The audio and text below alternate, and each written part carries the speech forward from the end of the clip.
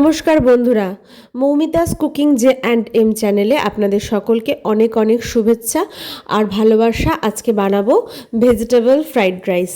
আমি এখানে পেঁয়াজ রসুন ইউজ করেছি। আমি পেঁয়াজ আর রসুনটাকেও ভেজিটেবলসের মধ্যেই ধরি। যারা যারা খাও না তারা পেঁয়াজ রসুনকে স্কিপ করতে পারো।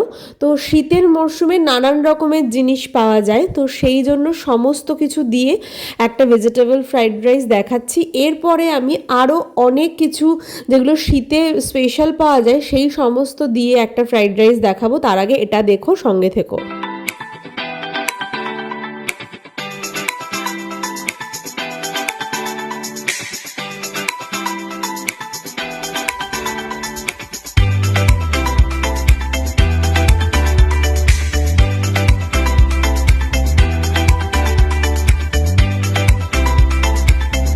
তো আমি এখানে খাবারটা একটু হেলদি বানাবো, এটাই আমি ভেবেছি। তো এখানে আমি মোটামুটি 3টে মতো গাজর কেটে নিয়েছি, আর 250 থেকে একটু বেশি কড়াইশুঁটি, ক্যাপসিকাম আর ফুলকপি দিয়েছি।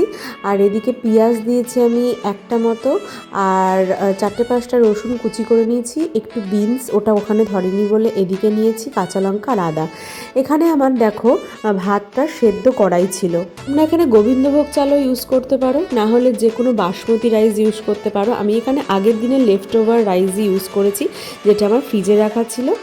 আর এটা আমি নর্মাল একটা রাইস ইউজ করেছি, একটু মানে জিরা কাঠি যেটাকে বলে থাকে। তো এবার দেখো আমি হালকা অল্প তেল নিয়েছি কড়াইতে, আর সমস্ত সবজিগুলো আমি এর মধ্যে ট্রান্সফার করে দিলাম। 2 টেবিল স্পুন মতো অয়েলের মধ্যে আমি এটাকে খুব ভালো করে, একটু ফ্রাইও ঠিক নয়, একটু যাতে ভালোভাবে একটু সেদ্ধও হয়ে যায় তরকারিটা, সেটাও আমি দেখব। তো আমি নুন দিয়ে নিলাম, অল্প পরিমাণে দিয়েছি যাতে বেশি নোনতা না লাগে, কারণ যেহেতু আমরা রাইসেও আবার নুন দেব।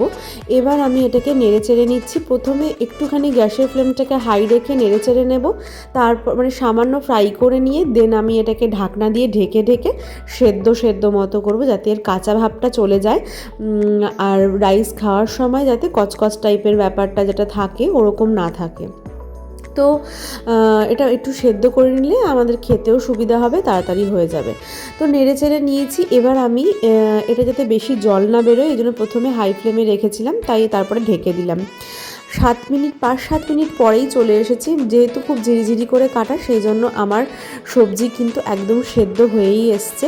এবার আমি এটাকে অল্প অল্প করে পুরোটাই আমি তুলে রেখে দিয়ে আমি সেম কড়াইয়ের মধ্যেই রান্না করব।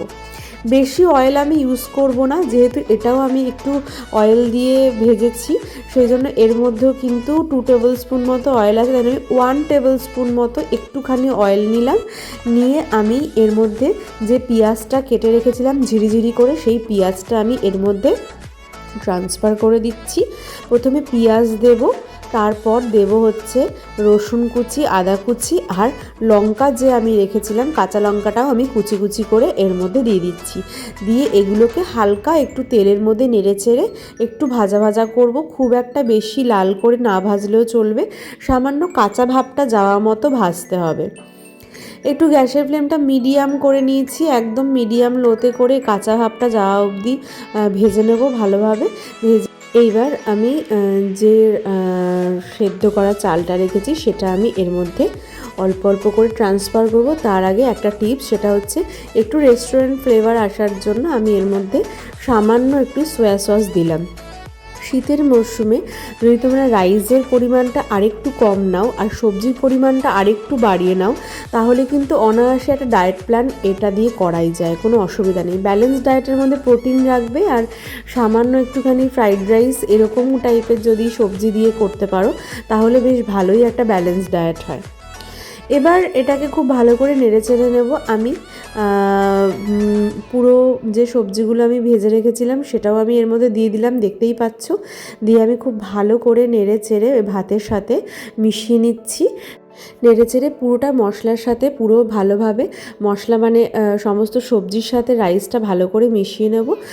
মিশিয়ে নিয়ে আমি নুন দিয়ে দিচ্ছি, এখানে অল্পই দেব নুন, কারণ যেহেতু ভাজাতে অলরেডি আমার নুন দেওয়া আছে, তাই জন্য গোলমরিচের গুঁড়ো দিলাম, একটু একটা ফ্লেভার আসবে আর একটু টেস্টটাও একটু বেশ সুন্দর, বেশ একটা ঝাল ঝাল চিটচিড়ি একটা ব্যাপার থাকবে, সেই জন্য আমি গোলমরিচ দিলাম। আর ফ্রাইড রাইসে গোলমরিচের গুঁড়ো না দিলে ঠিক জমে না আমার।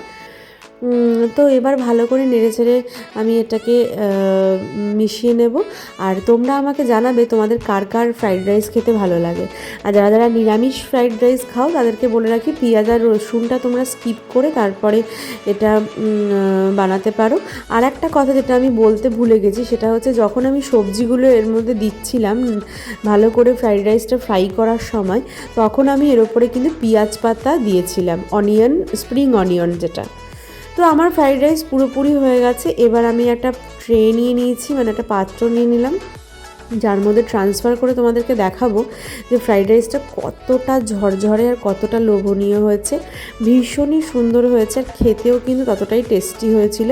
আর অয়েলটা কতটুকুনি দিয়েছি বুঝতেই পারছো, যে একদম শুকনো শুকনো, মানে কোনো রকম মানে এরকমও নয় যে একদম শুকনো খেতে ভালো লাগবে না, আবার এমনও নয় যে খুব তেল চিপচিপে হয়েছে, ভীষণ আনহেলদি, যথেষ্ট হেলদি হয়েছে, খুবই সুন্দর হয়েছিল খেতে। তোমরা বাড়িতে সবাই ট্রাই করে আমাকে অবশ্যই জানাবে যে আমার টিপস আর ট্রিক্সের সাথে রান্নাগুলো তোমাদের কেমন লাগছে। আর যারা এখনও অবধি আমার চ্যানেলটা সাবস্ক্রাইব করোনি তাদের জানিয়ে রাখি, আমার সাথে বন্ধুত্ব করতে কিন্তু চ্যানেলটা সাবস্ক্রাইব করতে একদম ভুলবে না। ভিডিও দেখতে দেখতে ভুলে গেলেও চলবে না, ভিডিওর শেষে হোক আর প্রথমেই হোক আমার চ্যানেলটা কিন্তু সাবস্ক্রাইব করতে একদম ভুলবে না। বেল আইকনটা টিপলে কিন্তু সমস্ত নোটিফিকেশান তোমাদের ফোনে তোমরা পেয়ে যাবে। তো ভিডিওটা আমি এখানেই শেষ করব, আবার দেখা হবে নতুন কোনো ভালো ভিডিওতে। ততক্ষণের জন্য তোমাদেরকে অনেক অনেক ভালোবাসার শুভেচ্ছা। সবাই প্রচণ্ড ভালো থেকো, সেফ থেকো, হেলদি থেকো। আর রান্নার ভিডিওতে এত ভালোবাসা পাবো সত্যি কোনো ভাবতে পারিনি। তো তোমাদের ভালোবাসা এইভাবেই থাকলে আমি 1 থেকে যেখানে আমি 600 পার করেছি, এইভাবেই হয়তো অনেক বেশি সাবস্ক্রাইবার পার হতে পারবো। আর সবাই এইভাবেই পাশে থেকো ঠিক যেমন রয়েছে। Ta ta, bye, take care.